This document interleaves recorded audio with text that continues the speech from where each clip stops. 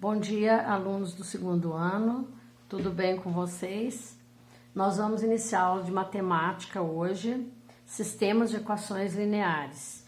Eu optei por dar uma pequena revisão para a gente não começar muito do zero, né? Então vamos lembrar o que é um sistema. Denomina-se sistema linear M por N, um conjunto formado por M equações e N incógnitas. Alguns exemplos aqui, ó. Então, a gente tem o primeiro exemplo, olha, 3 equações e 3 incógnitas. Sistema linear 3 por 3. Observe que aqui a gente tem os termos independentes. O segundo exemplo é 2 equações e 3 incógnitas. Sistema linear 2 por 3. Termos independentes aqui. Vamos fazer uma revisãozinha também da classificação de um sistema linear. O sistema linear ele pode ser determinado, indeterminado e impossível. A gente já viu isso em sala, mas vamos relembrar. O sistema determinado ele tem uma única solução, ou seja, eu vou achar uma resposta para cada letra do sistema. Então, uma única. Né? Só essa vai verificar aqui os cálculos. Sistema indeterminado, ele tem infinitas soluções. E quando a gente resolve ele vai cair numa equação desse tipo aqui, ó, 0x mais 0y igual a 0. Qualquer valor que jogar para x e y, multiplicado por 0, vai dar 0. Então, tem solução, mas tem infinitas. Eu posso ir jogando várias soluções que vai dar certo aqui. E o sistema impossível não tem solução. Ele vai cair num tipo assim, 0x mais 0y igual a um número diferente de 0. Qualquer valor que eu jogar aqui multiplicado por 0, nunca vai dar um número aqui, sempre vai dar 0. Então, não tem solução. Bom, agora nós vamos relembrar que a gente já viu também em sala de aula a primeiro tipo de resolução, primeira regra de resolução de um sistema linear, que é a regra de Cramer. Então, até aqui a gente viu o método de substituição, o método da adição para sistemas menores. Para sistemas maiores tem a regra de Cramer, que facilita muito. Então, já vim com um exemplo aqui. A regra de Cramer é o seguinte: a gente vai montar o determinante, que a gente vai chamar de determinante D, que vai ser formado pelos coeficientes das incógnitas aqui, ó, 1, menos 2, 1, 2, 1, 1, menos 5, 3 e menos 7. Forma o sistema, como ele é um determinante 3 por 3, a gente joga a regra de Sarri e resolve ele. Se ele for 2 por 2, a gente joga a regra do 2 por 2.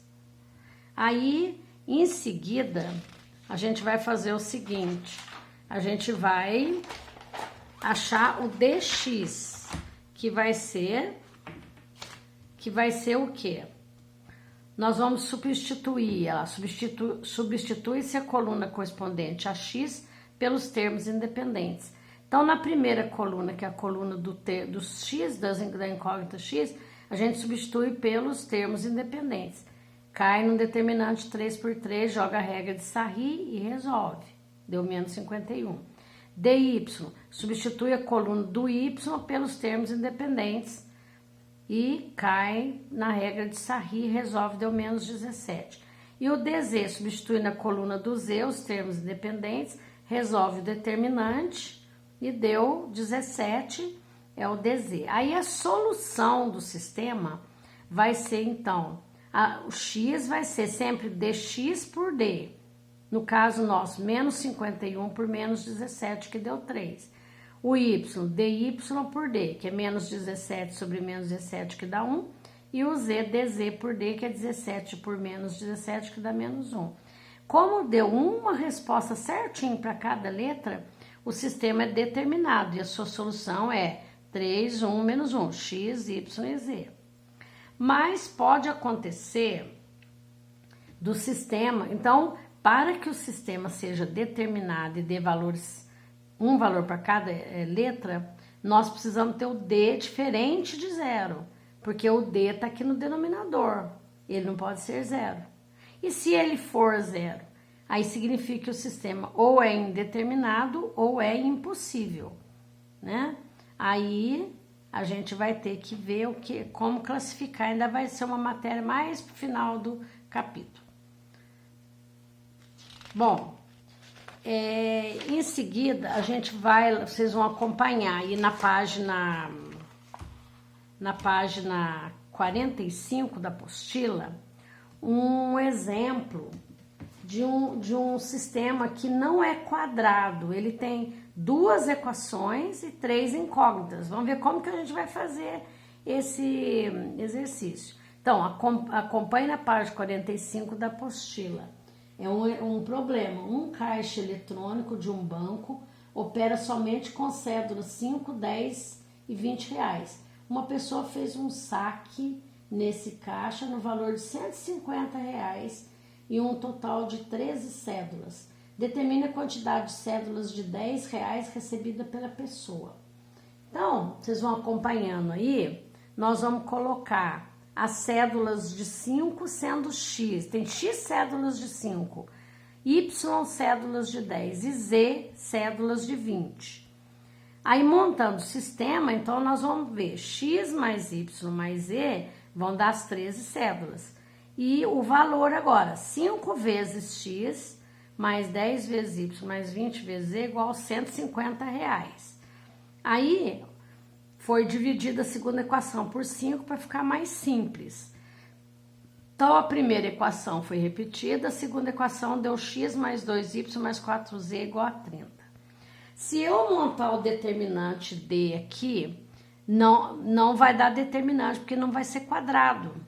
Então, o que foi feito? Nesse caso, quando acontece ter mais incógnitas do que equações, eu escolho uma incógnita e passo ela para o lado de lá, para o lado dos termos independentes. Olha lá, escolhe-se uma incógnita para compor o termo independente. Normalmente, a gente escolhe o Z, quase que sempre. Essa incógnita, ela vai ser uma incógnita, a gente fala de incógnita livre. As outras vão depender dela. Então, eu joguei o Z para lá, agora eu faço determinante D dos termos independentes. Ele não pode dar zero. Então, aqui vai dar 2 menos 1, então deu 1. O dx, 13, a gente substitui a coluna dos termos independentes na coluna x. Fazendo as contas, deu 2e menos 4. E o dz substitui a coluna dos termos independentes na coluna, o dy. Aqui é dy. Substitui a coluna dos termos independentes na coluna do y. E a gente acha o dy que deu menos 3e mais 17. Aí a gente acha o x, que vai dar 2e menos 4, e o y, que é o dy sobre d, vai dar menos 3e mais 17. Observe que o x e o y, eles vão dar em função do z. Então, se eu vou variando o z, eu vou variando a solução. Então, olha lá, logo a solução do sistema é 2e menos 4, que é o x, menos 3e mais 17, que é o y, e o z, que é z mesmo. Como isso aqui é número de cédulas, tem uma restrição. O 2e menos 4 não tem que ser maior que 0. Resolvendo isso aqui, o z tem que ser maior que 2. E o menos 3e mais 17 tem que ser maior que 0. Só que na hora da resolução, cai menos aqui, a gente multiplica por menos 1. O sinal vira, z tem que ser menor que 5,666. Como z é número de cédulas, vai ser 5 aqui.